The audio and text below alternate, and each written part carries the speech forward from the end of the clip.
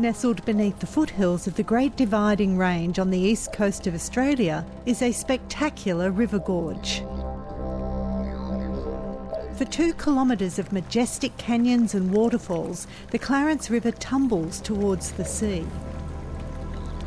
Robin Bancroft is a Guru woman of Bundjalung and Gumbaynggirr descent who grew up north of the gorge in the Clarence Valley. She's also an archaeologist, historian and a custodian of the ancient legends inspired by this landscape. There are always stories about the rivers, the waterways, the animals, the landscape. Durangon and Birraguen was one of them. And the story that we go by is there was this old woman. Most people refer to her as an old witch, but a lot of people now are reconsidering that old witch story and saying that she was just a protector of the water.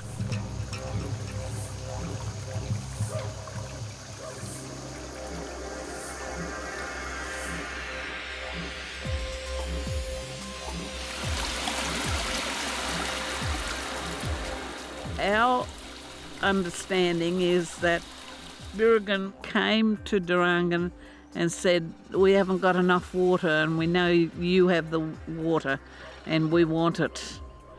And she said, go away. So he went away and he spied on her to see where she was getting her water from. Saw that she'd dammed up the water and Birraguen, he broke it open. And the water started rushing down the small river, and the small river became larger and larger. And Durangon ran ahead and tried to block it up again with rocks and mountains and hills. And the gorge is one of those places. And if you see the gorge is a beautiful place. And it would seem logical to people that that would be where she could block the water. But the water had picked up so much speed by this time and the water rushed through again. Our story says that she lost control of stopping the water and the water flowed out to sea. There's many different legends because on the Clarence River we have many different Aboriginal groups and they have their own story of Durangon. The Durangon legend of the Clarence River is one of 2 fascinating creation stories where the gorge is a character in dramatic events. The second story happened around 290 million years ago. This flat surface here could well be the original seabed. The seabed has moved through 90 degrees and it's sitting on its end. Dr. John Jackson is known as the Rock Doctor. He's a geologist and an artist who has become obsessed about a theory that this river once flowed in the opposite direction. He believes the evidence is embedded in the rocks here at the gorge. The story started 1911, 1920, explorers coming through this country, and they noticed the rivers weren't going directly to the sea. The rivers that flow into the Clarence, they're going in one direction until they hit the Clarence, and then they turn almost 270 degrees and flow in the opposite direction. Now that to the early explorers was pretty extraordinary. They expected a sort of fishbone, herringbone pattern where the rivers all flowed into the main river and flowed the same way. I painted it here.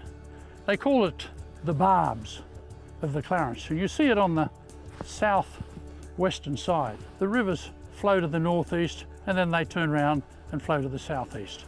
They all do that. If you go to the Condamine, they seem to be flowing in the direction you'd expect. They're all flowing into the Condamine the same direction.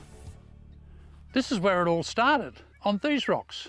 300 million years ago, the rocks I'm standing on were at the bottom of the ocean.